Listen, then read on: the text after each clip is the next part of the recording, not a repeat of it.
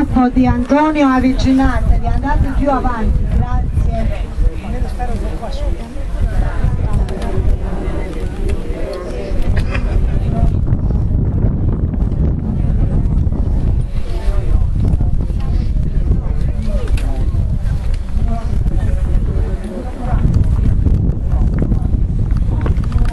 Allora carissimi, vedete il terreno molto pericoloso.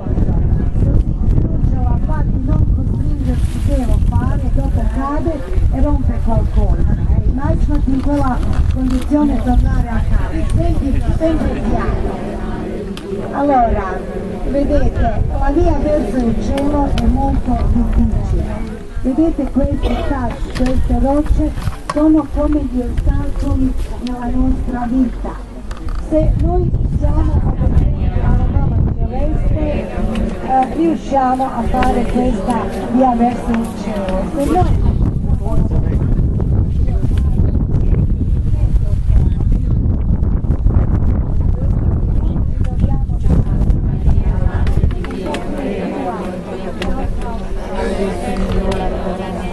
ci dobbiamo alcuni